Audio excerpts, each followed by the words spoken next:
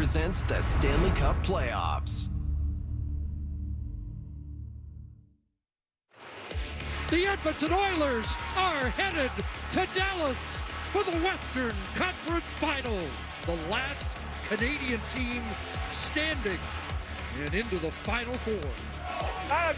How does Edmonton match up against maybe the deepest team in the playoffs? You can't get too far ahead of yourself, especially playing against a team like Dallas. Here's Robertson breaking in, across for Heiskanen, he scores! They require all your attention and then some, and they definitely have it. You know, we're going up against a great opponent that's very dangerous, and we're going to have to play our best hockey. We're a confident group, we're a deep team, and you know, now it's on us to do something with that. They got superstars over there, guys that can take over games. Here's a break. McDavid goes, 3 scores! The ultimate prize is the Stanley Cup, and there's 4 teams left. So if they got guys that want to win it really badly, I can tell you that we got lots of guys that want to win it really badly too. That's what's going to be great about this series, is we'll find out who wants it more. 32 degrees, 7:30 start in Dallas tonight. The Edmonton Oilers and the Dallas Stars for the 9th time in history. If you're of a certain vintage, and there's 2 of us on the panel, I'll tell you, that are of that vintage, you'll remember the Oilers and the Stars went at it from 97 to 2003. 6 times in 7 years. And if you're that old, you remember Kelly Buchberger in overtime and Todd Marchand in overtime. I don't know that you guys do. I don't know that you do either. But there you have it. Edmonton's all excited at Ice District. If you want to watch the game here in Canada, you've got us, or you click on the links. Hunter. And we'll get to Chris Cuthbert, Craig Simpson, Kyle Bukauskas, Gene Principe's with Elliot Friedman over in Dallas. And who do we have here, Kevin? Well, if you don't have a TV, this is Rick Bowness. He played in 173 NHL games, but then he followed it up by coaching over 2,700. And a lot of the reason why I think about the game the way I do. So if you don't like the way I look at the game, blame this guy. What's your number? Thanks for coming here, though. Well, my pleasure. I look forward to working with you guys tonight. It is great, Rick. We were laughing. Your retirement lasted, 3 weeks? So great to have you for the next 3 nights. Luke Gazdick, let's get it right to the rink. American Airlines Center. Gene Principe, you're at the helm there for now.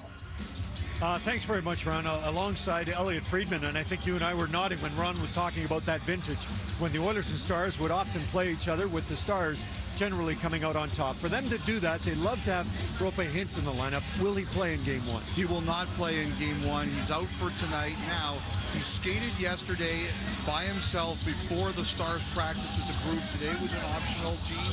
They say they're day-to-day hopeful for game number 2. I think he's going to be a factor sooner rather than later. I kind of wonder, if the Stars win tonight, do they wait for Game 3? If they lose tonight, I wonder if we see him on Saturday. And Adam Henrique's still on standby for the Edmonton Oilers. He should be in quite soon.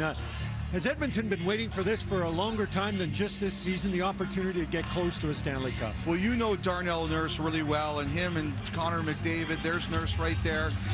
Nurse said this morning in 2022, the last time they reached the Western Conference Final, it was over so quickly. They really didn't know what to expect, and they didn't know what hit them against Colorado. I think it's different now. They just went through a really hard series against Vancouver that'll prep them for this now. The thing they should realize is Dallas is saying the same thing. Last year they started the West Final against Vegas. They lost the first 3 games. They know they can't get as flat-footed as they were a year ago against the Golden Knights. What do you want to add about Game 1s? Game 1s, well, we might be here late because these 2 teams historically don't win them. This decade, the 2 teams are combined 4-15 in the playoffs. Edmonton's 1-8, Dallas is 3-7. Something's got to give. And Gene, you know who said hi to Kevin today? Who? Nobody. Oh. Kevin, I say hi to you. Rick, welcome to the panel. Luke, and of course, Ron. Yeah, thank you, Gene. What a crummy setup that was, Elliot. What a loser. That's my joke. That's my joke he just used on me, and it hurt. Yeah, it's funny. The storyline seems to be the dynamic duo against the Dallas depth. Yeah, Dallas depth, especially at forward, 4 lines, pretty even, up and down, and they're definitely going to rely on this. We know about McDavid, Draisaitl on the other end, but you look at their bottom 6 in particular. You got Ben, Seguin, and Dadonov. That's an excellent third line, and they produced this playoffs. And you have to think that Ben and Seguin, they want to win. They know this is their time. Fourth line as well. Fox at Bones. Used to have Fox on the third line when you guys made your run. That just shows how deep and how strong they are. But up top, it's the 2 young studs, Johnson and Stankoven, Bones, and those guys, they've been pulling their weight, haven't they? Well, they have. And one other point with your lines here, Kevin, it's So you know Edmonton, who their top 2 lines are. You take a look at those top 3 lines in Dallas, any one of those lines can step up and be the #1 line in any particular game. So give the Dallas a lot of credit for the depth they've created. But you talk about Wyatt Johnson and Stankoven. They were drafted my last year coaching in Dallas, and both of those kids came in and just had outstanding camps. And like Wyatt almost made the hockey club. He's played so well. But if you look at Wyatt Johnson, he's so reliable on both sides of the puck. Pete has a lot of confidence in him. He can play him in any situation. He's got a tremendous amount of poise, and I tell you, he's just a great leader on the ice because of that poise and the confidence that he plays with. Stankoven, when we played them late in the season, they had just called him up, and I had to go in and tell our players who he was. I said, this kid's like Braden Point. He's not the biggest kid on the ice, but he's very, very strong on his feet. He's got high-end offensive skills, high-end offensive hockey IQ, and he's a gamer. He's absolutely fearless. He's not afraid to go to the net. He's not afraid to go into the corners and take a hit, to give a hit, to make plays. He's a real gamer. Pete has a lot of confidence in both of those kids, and it's justified. They're excellent, excellent players. What's DeBoer like as a tactician? Will he match forward lines at all? He'll do a lot of zones, and defensive zone. If somebody's having a strong night in the face-off, he'll put them out, and the same thing in the offensive zone. So Pete will go by the feel of who's going really well. They're going to go in the offensive zone face-offs. Who's struggling a little bit offense, maybe you'll see them a little bit more in the defensive zone face-offs. A lot of it is who's winning the face-offs on which side. Edmonton set up a little differently. There's a big contrast between their top guys and their bottom guys, and I think that's what they need more from.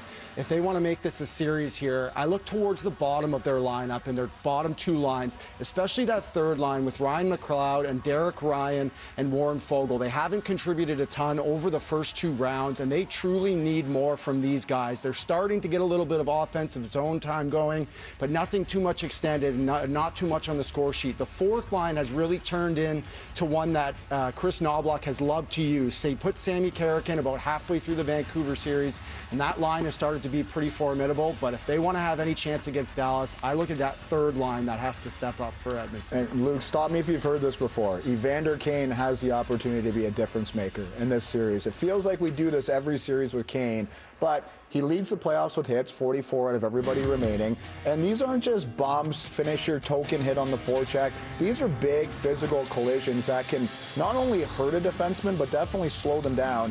And he doesn't discriminate on who he hits. He hits everybody. You're 6'6" Adorov, you're going down. You're 6'6" Susie, I'm coming for you. Definitely Quinn Hughes, you're not going to be let off the hook. And Hronik. So you think about Dallas. They play a ton of minutes in their top 4, top 5. You got to think that this guy's going to get in. He's going to be labeling Heiskanen, taking runs at Tanev every chance that he has, and obviously getting on the scoreboard. He can score goals in the dirty areas. They're going to need him once again. Say this every series, but we'll see it. He's got to find that line and tow it, right? Do it in a disciplined fashion. Bring the physicality, but he can't be putting the team down with minors. He's a guy that really makes them go. He's a driver, and I feel like the team really builds off a lot of that mentality and physicality that he brings. Him and Jamie Benn would be an unreal fight in this series. I did say to you, though, Rick, you have Josh Morrissey, you've got Neil Pionk, and Kane's coming at them. What did you tell those guys? Heads up, just always on the ice, and he is going to finish his check. So you're not going to move the puck and watch the puck. You better move it and get moving and find where he is, because he's not going to get looked off. He's going to run right through you. And what about retaliation? You okay with that? Oh no, just let him initiate. Don't retaliate. Let somebody else take care of that. Because that is a big thing, right? Dallas doesn't want to take penalties against this team. It goes without saying. Big Board is presented by Bet365. Back to Big D. Gene.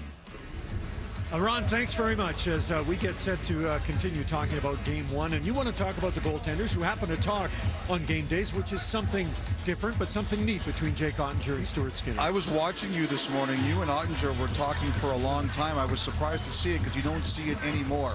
In the first round of the playoffs, Ottinger was like Mariano Rivera. Against Vegas, as those games got deeper, third period and overtime, he shut them down. Look at that goals against average. Look at that save percentage. Dallas knew against Vegas as that series continued, he got better as the games got deeper. Wasn't quite the same against Colorado. Not terrible numbers, but not as great. So it'll be interesting to see what kind of Ottinger we get in this series. He left practice early because he was sick, but there was no question in their mind he was starting today. At the other end of the ice, Stuart Skinner. And Gene, you lived this a lot this year. The Oilers are hoping the worst is over. He worked very hard to get himself back into position where he could gain the net again for the team. They played great around him in games 6 and 7 against Vancouver. But I think what we've established here is that if anything happens, they're not going to be afraid to go back to Calvin Pickard. So Chris Knoblauch has to make a gutsy call, putting in Calvin Pickard and then putting Stuart Skinner back in. What does that say about this coach when you compare him to other coaches still in the Stanley Cup playoffs who've been down this road many times before? You know, it's funny. I had one coach who is hoping to get a break and be a coach for the first time in the NHL say, all of us in our position were thrilled that Edmonton won because we needed one coach who didn't have that experience. To be honest, I was surprised Knoblauch was as high as 295. Like, you think of all the people who've coached in the NHL, you think there would be a lot more that have coached more than 70 games in this league. But the one thing that Knoblauch did in the last round was he established himself as unafraid to make those decisions. How many coaches would have taken out Corey Perry's experience in games 6 and 7 and gone with Sam Carrick? And Carrick played extremely well, but still a lot would lean for Perry's experience. We talked about the goaltending and also the situation with Connor McDavid. Kevin did a real good pack in game 6 last Saturday night about how Knoblauch did a good job of, getting him away from JT Miller and creating some situations where he got to play some forwards deeper in the Vancouver lineup. And of course, we should also recognize, Gene, that if we included Rick on that list, he'd be number 1. Yeah, absolutely. And now you like Kevin from... Yeah, he's going a long way. By the way, Pete DeBoer is saying, and Rick, you would know this for sure, he said, the Oilers no longer just Connor McDavid and Leon Draisaitl. We'll see if those two help lead them farther into these 2024 playoffs. But Gene and Elliot, we saw McDavid just scoot there. He took the morning skate, which was an optional. He skated yesterday, so he is definitely gearing up. The big board presented by Bet365. Whatever the sport, whatever the moment, never ordinary at Bet365, Kevin. Well, the matchup on D, who's going to shut down Connor or who's going to try to shut down Connor? It's going to be a little bit different than last round where it was Soucy and it was Myers, two big guys with length and strength. Luke, if you remember, it's going to be Lindell and Tanev. A little bit different. Here's a whole bunch of numbers that Spears is making me show you guys. You read through them, but the concept is they got McKinnon most of the time, and they did a pretty good job against him. Connor's a little bit different, a little bit quicker, still fast elite speed, but the style of defending is going to be more of a positional, suffocating, good sticks, and that's what you get from Tanev. Hey, listen, they targeted this guy at the deadline. They wanted him badly. He thought that this was the team that really wanted him there. A lot of teams obviously were interested. Edmonton was interested, but this was the team that needed him the most for these situations in this round against these types of players. And the stick, the positioning, we all know he's fearless. He'll block shots. He's got one tooth in the front there for a reason because he's not afraid to get into it. And then Lindell, Bones, you know him really well. Very good stick, positionally. Bigger, stronger, probably their strongest defenseman, if that's fair to say. Big Swede, plays very, very simple with the puck. And here's the shot blocking that I was just referring to. Fearless, not afraid to be in these lanes. And these two guys you'll see a lot against Connor, a lot against Leon. But the guy who's going to play the most, Bones, is Heiskanen, is it not? Yes, he is. And listen, one thing about Miro, he loves those challenges. He wants to be on the ice against the best players. He wants to be on the ice when the game is on the line. He's a tremendous competitor. He's got Norris Trophy winner all written all over him. But he's just a great competitor. He can go left to right. It doesn't bother him whatsoever. He loves the minutes, but he loves these challenges against the best players in the league. And if you watch him here, he's so good at angling them. He's not going to try to overpower you on the rush. He's going to try to put you in a bad position, and then he's going to use his stick to knock the puck off. But if you're watching him here, it's left side, it's right side. It doesn't bother him. A lot of defensemen, they don't like that. They don't like switching sides. Miro, you can go one shift right, next shift left. It doesn't bother him whatsoever. But if you see him here, he's so good at angling, and he's so good with the stick, knocking the puck off of player sticks. And then usually when he gets it, he's gone up the ice. And he's such an elite skater, he could lead the rush and then be the first guy back in his D zone. He's a tremendous, tremendous player. He's had this written all over him since he was 18 years old. We drafted him in Dallas. What about his conditioning, though? Will he be able to play 28 minutes against Connor? Yes, he does, because he doesn't, again, he's not into a lot of battles. He's not going to wear himself out physically in corner battles. He's going to get, he's going to angle, he's going to knock the puck off a guy's stick, and then he's going to get the puck moving. He's not going to spend a lot of time in net front battles or in the corner battles because he's an elite skater and he's so good with that. So you said it's easy to play hockey when you're not physical? Is that what you're saying? No, I'm saying you've got to have hockey IQ and you've got to have the elite skating ability, which he does. Well, I wonder that too, because if you look at the body of work that these defensemen have been through so far in the playoffs, nobody has played more than them. If you look at the guys that have played over 300 minutes in the playoffs so far, there's only 6 guys that have done it, and the top 2 pairs for Dallas are 4 of them. For context, Evan Bouchard is #1 on Edmonton, just under that with 290. Those 4 defensemen are also all top 10 in block shots. Of course, Tanev's up there, #1, ahead of the pack, 56. And they're also, all 4 of them are in the top 10 for hits taken, not given, taken.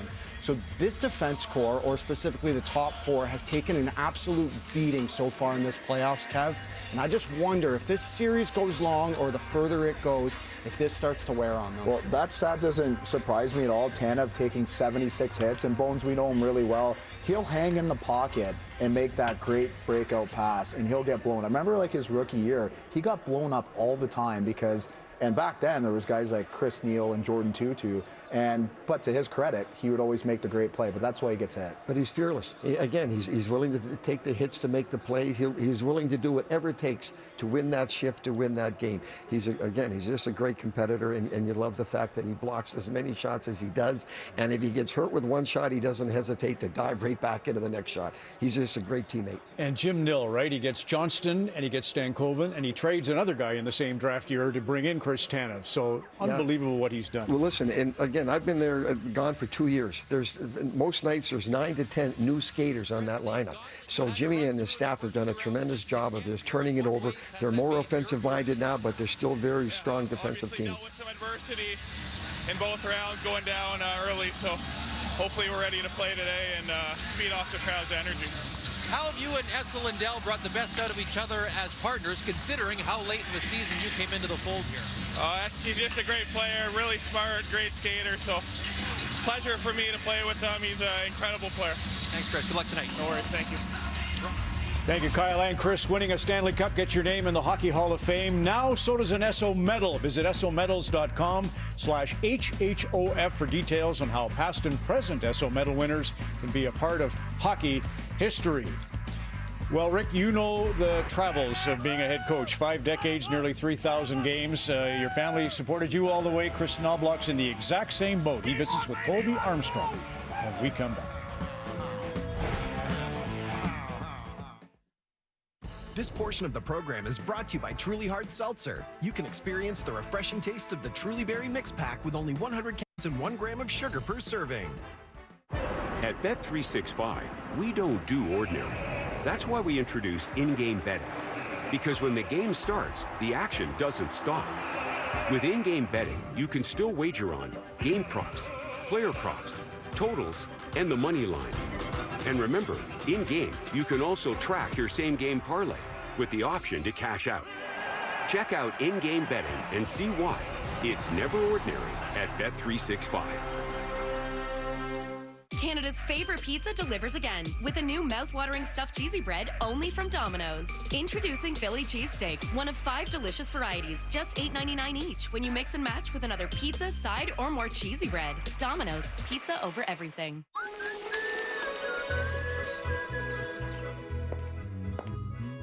Ah, Fiori.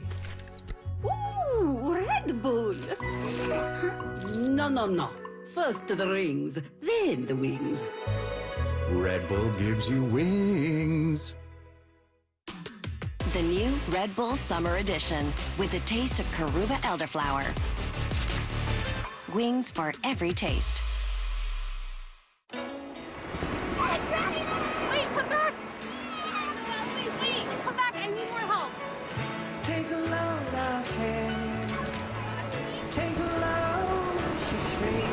Today we went to the beach, and it was totally worth it. Life's a trip. Make the most of it at Best Western. Here comes the sun, and Home Hardware's Get Ready for Summer sale. Save 30% on Beauty Tone Wood Shield Best Stain and up to 25% on benchmark yard tools and outdoor equipment. Only at Home Hardware and Building Centers. Here's how. Do you know what happens to funds from charitable bingo and gaming centers? Charitable gaming supports specialized educational programs and helps thousands of other charities keep their lights on. In the past year, we've raised over $90 million for Ontario charities. Find a charitable gaming center near you and play for a community win. Charitable gaming, community good. When we moved, I went online with Onlia and insured our home right from my phone. I went online with Onlia and submitted a home insurance claim right from my phone. There is nothing better than the Stanley Cup playoffs. Welcome back. Milestones, perfectly grilled steak paired with Madre Excepcional, the new Spanish lager you can savor every moment. At Milestones, your table is waiting. So, Rick, you had a moment going from Ottawa to the New York Islanders that really stands out in your memory. Well, again, as a coach, you get fired and you've got to move, and you're upsetting your whole family life. So I remember it was New Year's Eve, and Judy and I were driving the kids down to New York to get my. They were going to stay in Ottawa, but I was going to finish the year in Long Island. And as we were driving down, it's New Year's Eve, and I just felt so much guilt. I said, "What are we doing to our kids?" And then Ricky up in the back said, "It's okay, Dad. We're a hockey family." So you worry about what you're doing to your kids and what you're doing to your family, but you know what? That's the only life they know. It's a normal life. So yeah, we're moving in the middle of the season, we're moving in the summer, but it's a normal life to them. So yeah, and listen, the kids turned out okay because Judy did a great job with them. This will resonate. Here's Chris Knobloch and Colby Armstrong. Colby. Head coach, Knobber. Good job, Clotter. It's a great power play. We've been in this situation lots. I was going to Red Deer to play junior hockey, and did you bill it at Tommelty's house? I was at Tommelty's, yeah. Because Neil always talked 3 or 4 about years after I yeah. was. He always was, Knobber did this, and Knobber did that. I heard about it all the time. So I feel like a cool connection, because I was in that basement, living down there. It was probably more of what you should be doing, because Knobber was doing these things. You want to have a trust career. me. Hell no. People know that you played and everything, but pretty long, good junior career. Drafted to the Islanders. Yeah. And then went to the University of Alberta and played there for a bunch. What chased you away from maybe trying to fight through pro hockey? Coming out of junior, I was a little bit of a late bloomer. I was kind of just getting through the junior hockey. Starting to make strides later as a 20-year-old, but wasn't good enough to really get attention or contract offers or anything like that. And had the opportunity to go play at the University of Alberta and took that and made the most out of those 5 years. Yeah, business decision. Business decision. Well, business decision. Playing hockey, chasing a girl there too. Yeah. Business decision. Yeah. Attaboy. Great effort today, guys. The biggest thing, obviously, coming away from that game is the special teams. Penalty kill, power play, outstanding. 10 out of 10. Great job. What's the grind been like? Well, probably the biggest challenge is probably on my family. Yeah. The moves, I started in Prince Albert and making the move to Cranbrook, and then all the way to the Ontario Hockey League, coaching Erie, and then Philadelphia, the American League, Hartford, and now here in Edmonton. For me, it's worked out. I've enjoyed every place I've coached in, but there's a big sacrifice for my family, getting up and moving. It's tough. She must really love you, because 17 years, right? She has to. Yeah, it's been a long time. We've been coaching for a while. And yeah, she must. Hey guys, first of all, congratulations on beating a really good team. You guys were so good offensively, defensively. That's how we have to dial in. We got to keep on pushing and making plays. All right? Enjoy it, guys. The excitement building, and now here are conference finals, and does it seem like a blur for you? November seems like such a long time ago. The NHL schedule, as you know, it's just a quick turnaround, playing every second day, and if you're between those games, you're usually on a plane traveling to a new city. That has been going fast. What has drawn it out and made it maybe a little bit slower is, the hard part of my job, joining a team mid-season is leaving my family back in Connecticut. So I haven't got to see them nearly as much as I would have liked to. That part hasn't been easy. The sacrifices of a coach. It's not an easy business. No, sometimes. there are sacrifices you make, but it's a pretty exciting job, and I'm very fortunate to have it. Well, you think your home rink is loud. Your living room back home is probably louder, buddy. That's awesome. Congrats. All right. Good luck. And Thank thanks you for very time. much. Yeah, awesome. It's been great to see. Great, Chris and Colby, and you see that handshake. You noticed something in the Vancouver Oiler handshake the other night. Yeah, Phil Giuseppe, Toronto kid, he had a nice embrace there with Chris Knobloch. I had to look it up. He played for him in Hartford. There you go.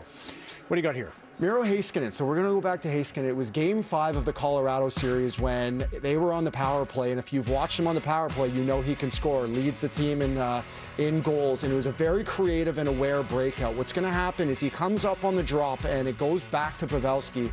It's a quick up to Robertson, but Heiskanen, instead of hanging around, he just takes off. And I had never seen anything like this before. And my question to you, Bones, is this a set play or is that a read from Heiskanen? It's both. You want, once you kick it out to the side, you want that middle lane drive, but it's the responsibility of that middle defense, whether we're playing a 1-3, to read that. And Gerard unfortunately got caught flat-footed. There's no chance in heck he's going to catch Miro when Miro gets a step on him. So Miro reads the fact that Gerard is standing still, and now he's just going to blow right by him. But when you want to take away that middle speed, that middle D's got to back up a little bit and let the speed come to him. He's the most dangerous guy in that rush, is the guy coming through the middle with the speed. You got to take that away. Gerard gets caught flat-footed, and his partner on the right side, he's way out of position as well. So when you want to gap up, man, you better make sure you're gapped up on top of those guys.